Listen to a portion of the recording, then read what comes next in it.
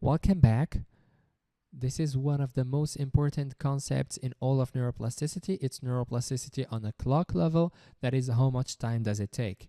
Now that you know a lot about neuroplasticity on a cellular level and a lot about neuroplasticity on a gross level, I want to tell you how much time do changes take to happen. So first thing, synapse modification. Modification, that is, you got your synapse and you want to make more chemicals in that synapse, or you want to have more receptors, or you want to have less receptors, or whatever. Just modifying the synapse, it takes a few milliseconds. It takes less than a second. And this explains a very weird phenomena. Do you remember last time when I was talking to you about one thing that would light up all the areas of your brain, get them all to be working? Well, it was the basal ganglia, those tiny little things at the base of your brain. They had that incredible potential to wake up all areas of your brain. And when do they wake up all areas of the brain versus just a few of them? When you have strong emotions. And this explains that near-death experience. When you are just about to die, or you feel like you are just about to die, this is such a strong emotion that it wakes up all in every single part of your brain, and including your hippocampus, the area of memory. It just wakes up every single thing, and every single synapse in your brain is modified, and every single synapse is active, all of them at once. This is why in your brain all the experiences of your life flash in front of you. You know, they say in less than a second you see all your life flash in front of you when you are about to die. This is what happens when you are about to die. Your basal ganglia have this such strong emotion that they start firing, and that they wake up all of your brain. And as they, all the synapses in your brain get firing and get modified in less than a second, that is, we're talking about milliseconds, that is a thousandth of a second, you see all your memories flash in front of you. All right, that was about synapse modification. Now, synapse or dendrite formation or destruction, that takes hours. And this explains the phenomena. Let's say there is an article or something and you study it, or you're trying to develop a habit, or you think about a topic, you like intensely think about it. Then you walk around, get walking for a few hours, then you come back. What would have happened in your brain is that, well, your neurons, they got synapses, and well, some synapses are gonna be broken, destroyed, and some new synapses are gonna be made, and this takes hours.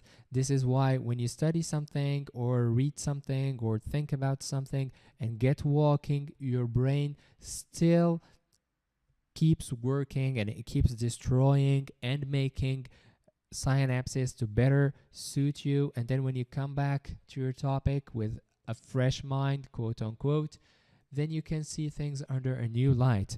This explains one of the most important concepts in memory, that is spaced repetition. Remember, repetition was necessary for the hippocampus to be active, and the spacing of repetition, that is, it is useless to just read an article, then read it straight away again and straight away again. There is no point in doing that. You got to allow a few hours for the synapses to be made and broken.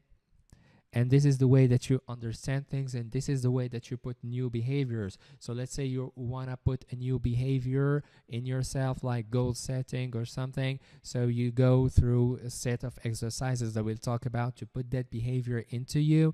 And there's no point into doing this like continuously for several hours. You got to do it, then you got to get around, walk, do something, and come back after a few hours, and the proper dendrites and synapses would have been broken or made. Then there is new cell formation. Remember, we got stem cells that can be transformed into neurons, and this takes days. Same thing, cell destruction also takes days. And this is why when you are like studying something or putting a new behavior, you go about for several hours, you come back, you have made new synapses, and it becomes easier. Then you allow some days to pass by, and this time you have made new neurons, so it becomes even easier. And this is the principle of spaced repetition, and it applies not only to learning but to every area that requires neuroplasticity. So if say you are like learning how to jump with a rope, or you are learning to ride a bicycle, yes, some adults still have to learn to ride the bicycle. So don't be frustrated. Just give it a shot, then allow a few hours to pass by, then give it a shot, then allow a few days to pass by, and then you will be amazed at how easy it becomes, even if you did not practice during those days. Because when you start rope jumping or playing a musical instrument or whatever activity that stimulates certain neurons, what happens is at first it will change the synapse, then it will, but well, you get the stimulus, it makes you change the synapse, but it also gives the order for a new synapse to be made. And this order to be applied takes hours, but the order was given with your exercise of a few seconds or a few minutes. The order is given to make new synapses, but the order will take a few hours to carry out. And there was also an order given to make new neurons, and that order will take days to happen. Now there is when you lose a sense, like becoming blind or deaf, or when you lose a limb, or when you start training like a musician or something, well, the changes involve both synapse modification, synapse and dendrite formation, new cell formation, and a bunch of other things.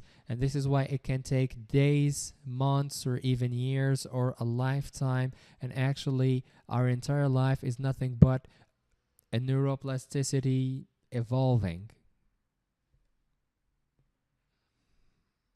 And this will end our series of videos about the plasticity part of neuroplasticity. Stay tuned for the next videos on how to put all this into practice.